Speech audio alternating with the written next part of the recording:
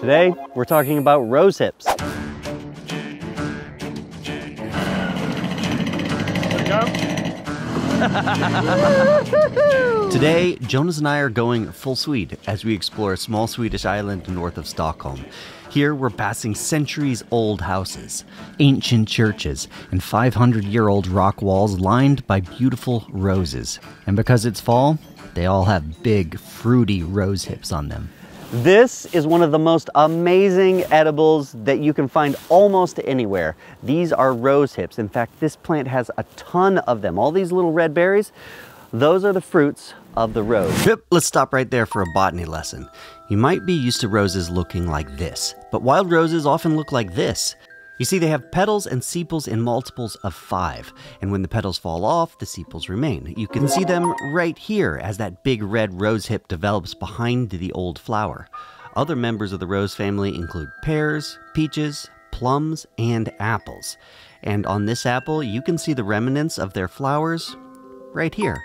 You should know that every rose's rose hips are edible, meaning there's not any toxic ones. That means it's one of the safest edibles. One of the great reasons for eating rose hips is because they have a ton of vitamin C in it. Now we're here on the coast. In the past, scurvy was a big problem for sailors, which is linked to a deficiency of vitamin C. Just as a reminder of how far we've come and the realization of what nutrients we need in our body, during the age of sail, that was the 1500s to the 1800s, it was assumed that about 50% of sailors would die of scurvy on a major trip. How insane is that? Really, all sailors needed was a big handful of rose hips and they wouldn't have scurvy. Maybe that's a reach, but it is a great source of vitamin C. Now, if you're gonna pick rose hips, you can do it any time, but the best time is right after the first frost, but before they're permanently frozen. That got me. That was really, really spiny. Obviously, they're eaten a lot by birds, other animals. They help spread the seeds, but they don't taste very good unless you prepare them. Now, you're generally not gonna eat rose hips raw, because inside, it has a lot of seeds. You're gonna wanna take the seeds out, and you have to be very careful of the very itchy hairs. What we used to do as a bit of a prank is we used to crack this open. And inside, you'll find the seeds. And in this case, the seeds are covered in tiny hairs. And we used to call these itchy powder, or itchy seeds. So you used to collect a bunch of these little seeds with those little super fine hairs on top of them. Collect them in your hand and then pour them down the neck of your buddy. I know, evil, but you know, we were kids. That's what you do as kids, right? This could be made into something really sweet and tasty. Just don't eat the seeds. Here in Sweden, it makes a famous soup-ish drink. Kind of like a soup, but it's kind of like a drink. It's a soup drink. In every Swedish grocery store is an aisle of fruit drinks. A popular item is Nippon Sopa, which directly translated means rose hip soup. So we picked one up to try it out. Yeah, it's not really soupy, but it's thick. It's like a thick juice. You grew up drinking this? Like tomato juice, but it's sweet, like an apple juice. The Swedes, they come up with good stuff. What does that mean? Good smak, good taste. It never gets old. Yeah, since 1848. Oh. And rose hips make a great tea. You can definitely buy them in the store like this. The high levels of antioxidants in rose hips can help boost the immune system, help weight loss, and protect against heart disease, among other things.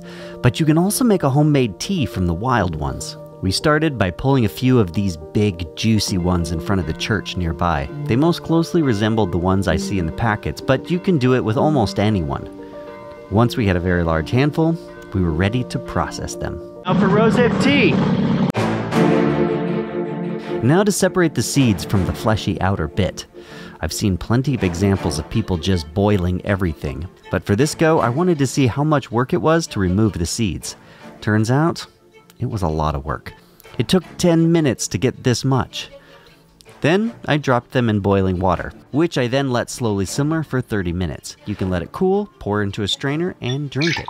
Nothing else needed. It's not bad. It's not bad. Does it taste too much? Not too bad. I thought it was going to taste gross, but it does not taste gross.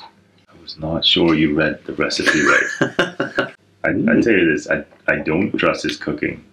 So I was very skeptical. Better than I thought. Rosehip tea. So there you go. I encourage everyone to go out yourself and experiment with rose hips. Try to make them into a tea, maybe a soup, or just start nibbling on the ones in your local rose bush. Just make sure they weren't recently sprayed with chemicals, because they really are an overlooked delicacy. Thanks for watching that little episode on rose hips.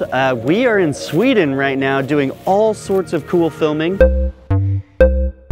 And I must say, I'm just very excited to be here with Jonas. We used to shoot every video together, and it's been a long time since I've come back to Sweden, so that's kind of a fun thing.